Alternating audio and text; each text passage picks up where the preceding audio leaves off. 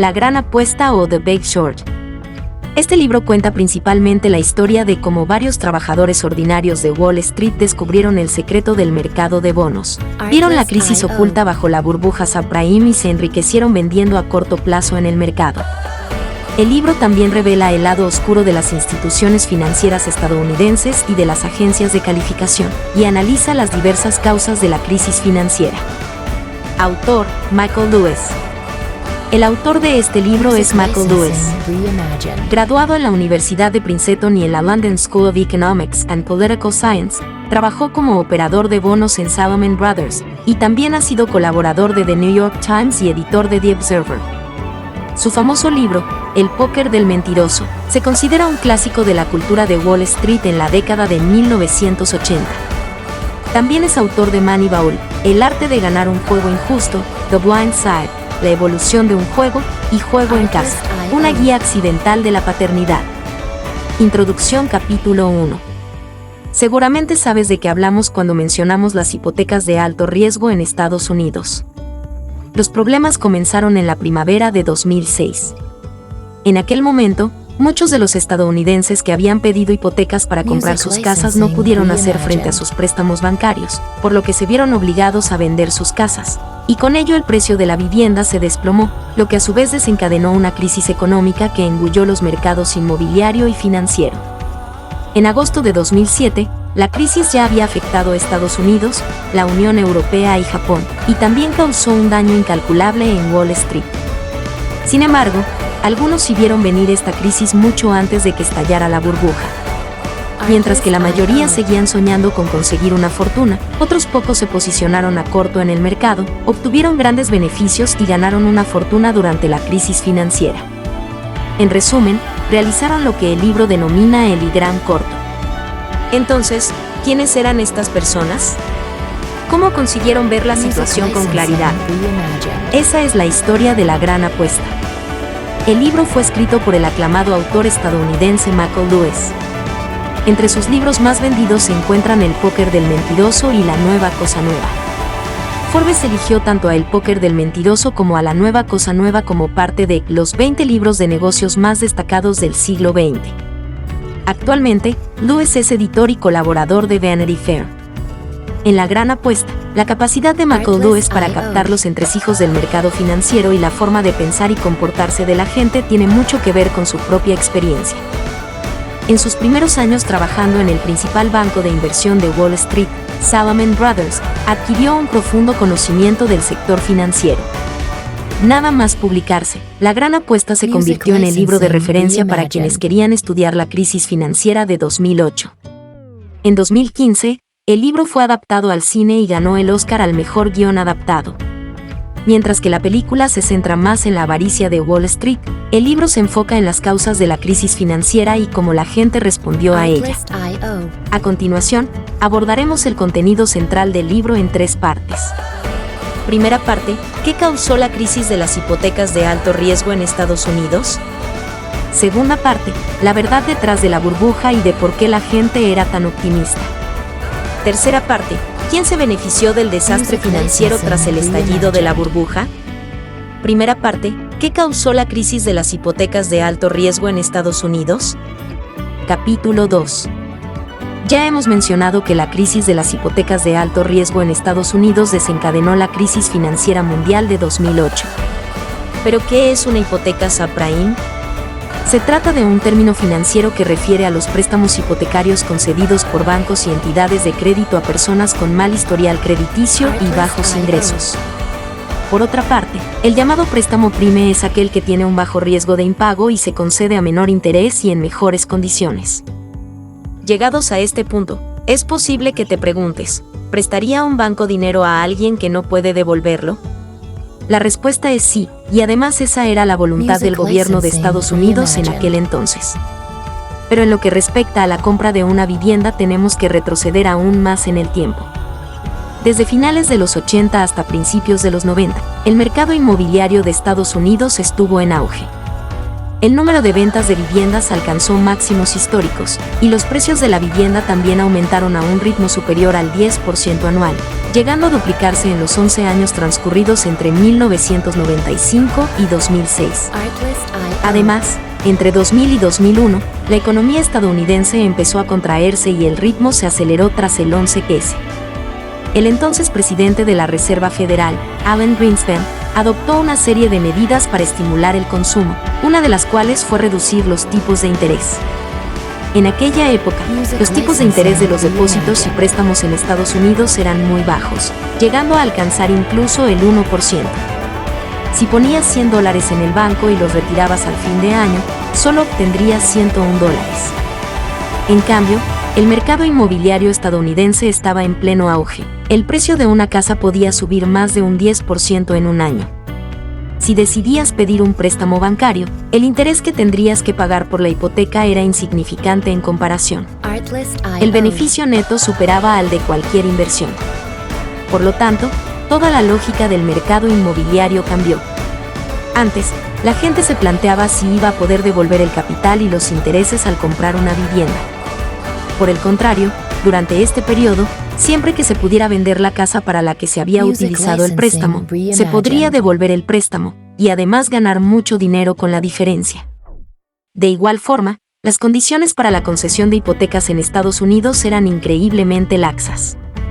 Para obtener una, no se requería un pago de entrada, y el interés era cero o cercano a cero durante los 2 primeros años.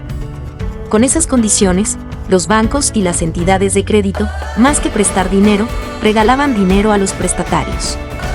Además, las evaluaciones crediticias de los prestatarios también eran muy laxas. ¿Tenías bajos ingresos? No importaba, ya que el precio de la vivienda subiría de todos modos. ¿Por qué no sencillamente vender la casa si los prestatarios no pueden pagarla? Esta era una apuesta segura. El autor utiliza como ejemplo a un recolector de fresas mexicano en California. Él ganaba $14.000 al año, no tenía ahorros, y compró una propiedad de $724.000 con un préstamo de una institución financiera. ¿Qué suponen $724.000? Suponen que, sin gastar dinero en nada más, tardaría 50 años en devolver el capital. Estaba claro que las evaluaciones crediticias de los prestatarios existían solo sobre el papel debido al atractivo de los beneficios. En virtud de estas políticas tan laxas, un gran número de estadounidenses pidieron préstamos hipotecarios para comprar casas. Según señala el libro, cada año se sumaban $500.000 millones en nuevos préstamos al mercado hipotecario estadounidense de alto riesgo. Es posible que te preguntes por qué la crisis de las hipotecas de alto riesgo que se originó con el boom inmobiliario afectó a todo el mercado financiero e incluso a toda la economía mundial. Para responder a esta pregunta, primero tenemos que aclarar el papel que jugaron los bancos, los inversionistas, las compañías de seguros, los hedge funds o fondos de cobertura, en su traducción literal al castellano, y los inversores particulares en todo esto.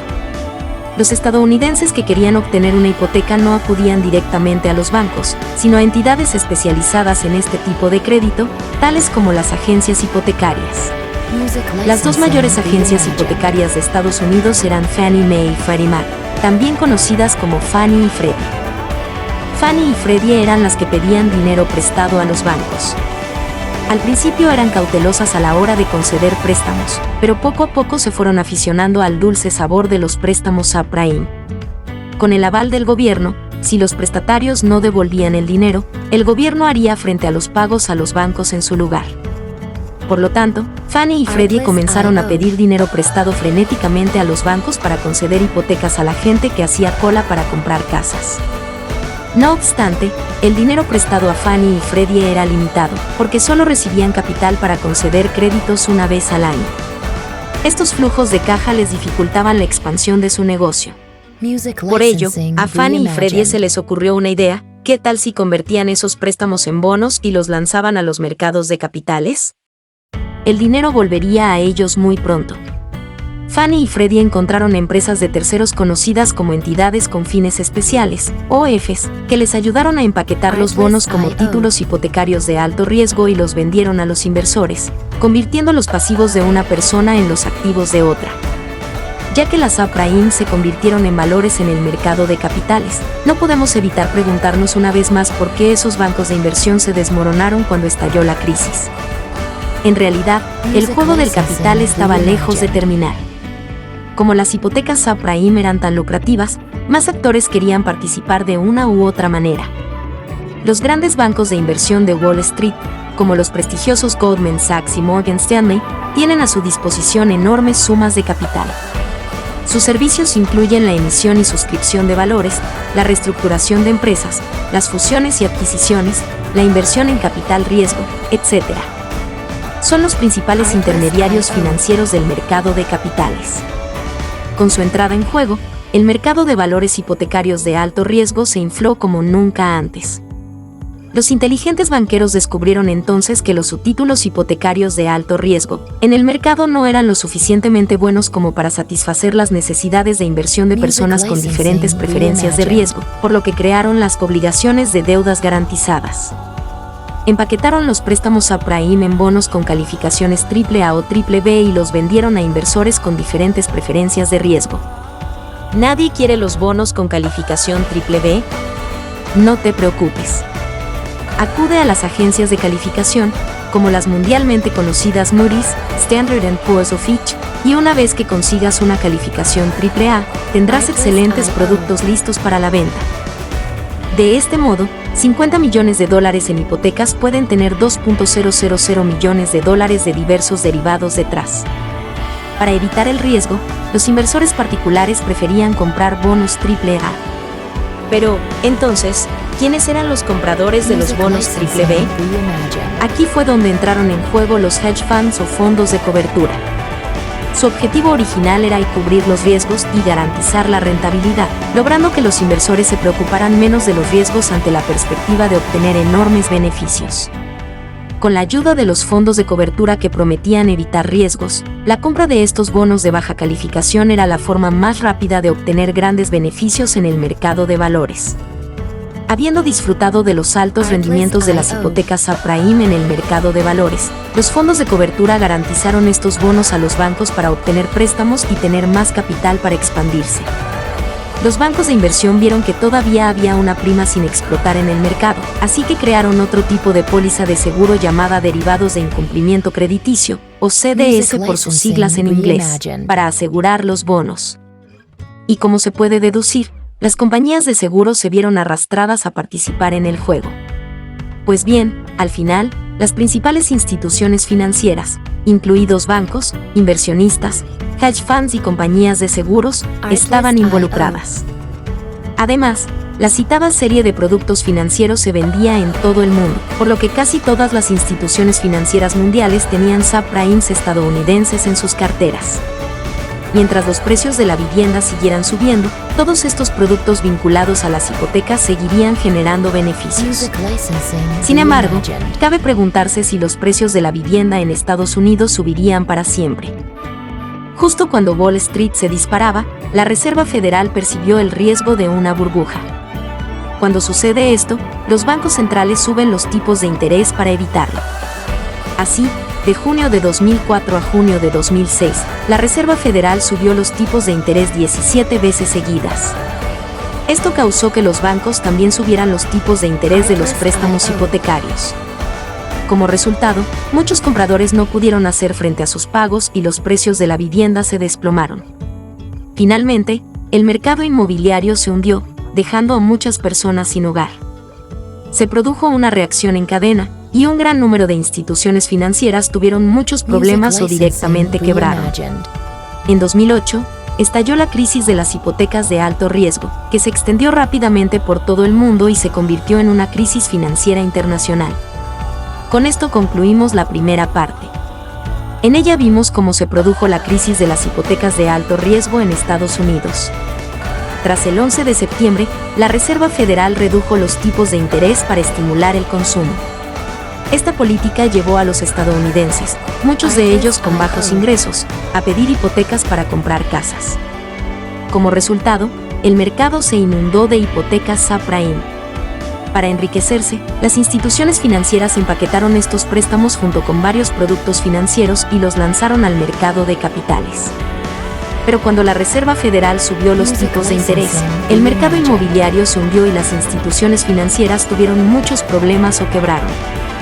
Finalmente, la crisis de la subprime en Estados Unidos pronto se convirtió en una crisis financiera mundial. Segunda parte, la verdad detrás de la burbuja y de por qué la gente era tan optimista. Capítulo 3.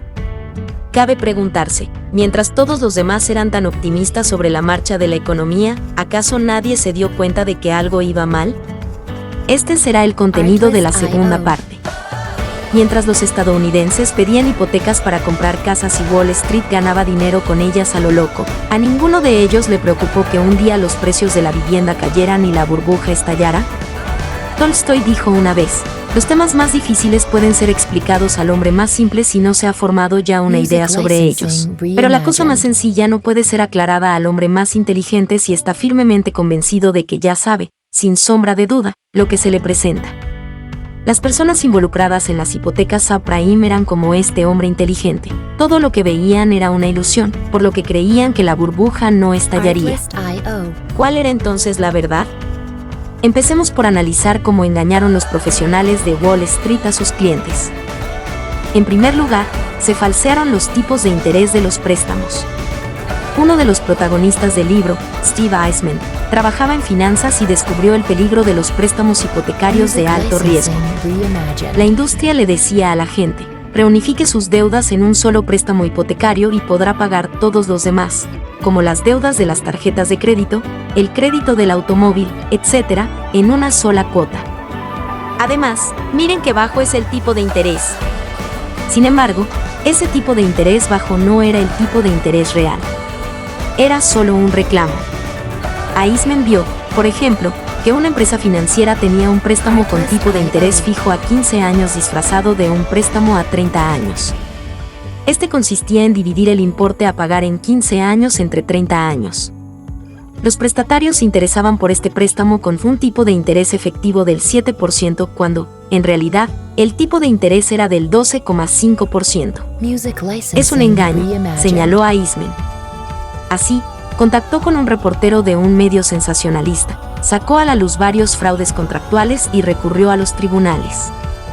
En lugar de rendir cuentas, la empresa financiera resolvió la demanda colectiva fuera de los tribunales. Al año siguiente, esta empresa financiera fue adquirida, junto a una enorme cartera de hipotecas de alto riesgo, por el grupo HSBC por $15.500 millones. Esta no era una empresa más, era la mayor empresa, por lejos, que concedía préstamos de alto riesgo. Y estaba involucrada en un fraude flagrante, dijo Eisman. El uso de jerga financiera para conseguir que los clientes compren o aseguren productos financieros es otro ejemplo. Un operador de bonos podría decir a un cliente, mire, mientras esto siga subiendo, usted va a seguir ganando mucho dinero. ¿Por qué no gastar un poco más para prevenir riesgos? Si los incentivos no funcionaban, podía intentar asustarlos recurriendo al miedo, como pintando escenarios catastróficos en los mercados financieros. Tercera parte, ¿quién se benefició del desastre financiero tras el estallido de la burbuja? Capítulo 4. ¿Acaso nadie previó el riesgo de antemano y evitó las pérdidas? Por supuesto que sí. Y no solo evitaron las pérdidas, sino que también se beneficiaron enormemente de la crisis. De esto hablaremos a continuación en la tercera parte. Como ya hemos mencionado, al percibir el riesgo de una burbuja, la Reserva Federal subió los tipos de interés. Los precios de la vivienda cayeron, el mercado inmobiliario se desplomó, un gran número de instituciones financieras tuvieron muchos problemas, quebraron y muchas personas se quedaron sin hogar. Sin embargo, ¿quiénes fueron aquellos que no solo no perdieron nada, sino que se beneficiaron de la crisis financiera? No eran más que personas corrientes, con ideas extrañas a los ojos de los demás, pero con una perspicacia extraordinaria. Mientras todos los demás seguían soñando con ganar dinero, ellos se posicionaron a corto en el mercado, obtuvieron enormes beneficios e hicieron lo que se conoce como el gran corto. Ahora explicaremos qué es un corto. En pocas palabras, en los mercados financieros, los que piensan que el precio de los activos subirá y mantienen esos activos para venderlos a un mayor precio en el futuro, están posicionados a largo. Por el contrario, los que piensan que el precio bajará e intentan vender los activos lo antes posible para evitar tener que venderlos por un precio todavía más bajo en el futuro, están posicionados a corto. El primer tipo de corto fue el del solitario Michael Burry. Burry perdió su ojo izquierdo por un tumor maligno a los 2 años de edad. En primera instancia, fue admitido en la mejor facultad de medicina de Estados Unidos. Más tarde, se interesó por la inversión en acciones, así que dejó el hospital y creó su propia agencia de valores. Como resultado de la popularidad que acumuló a través de su blog, varios grandes fondos de inversión se interesaron en él, se convirtieron en sus clientes y obtuvieron beneficios gracias a su gestión. Cuando analizó las acciones de las empresas de construcción y de las que aseguraban las hipotecas, descubrió que la burbuja inmobiliaria estaba creciendo. Si se producía una caída importante en la demanda de casas, los precios de la vivienda podrían caer hasta un 50%. En ese escenario, los productos financieros relacionados con las hipotecas se contraerían rápidamente. Por lo tanto, Burry empezó a comprar derivados de incumplimiento crediticio, o CDS, en grandes cantidades. Sin embargo, a sus clientes no les pareció una buena idea. Burry no era un gran comunicador y no le gustaba discutir ideas con los clientes. Intentó convencerlos por correo electrónico de que tuvieran paciencia, diciéndoles que su apuesta daría resultado en cuanto los tipos de interés de los préstamos subieran. Muy pocos inversores le creyeron. Burry tenía que pagar regularmente una prima del 8% por los productos que compraba, y durante bastante tiempo no pudo obtener beneficios. Se encontraba en una situación difícil. Si quieres apoyarnos para seguir haciendo estos videos, suscríbete. Si quieres el resumen de algún libro en específico, escríbenos.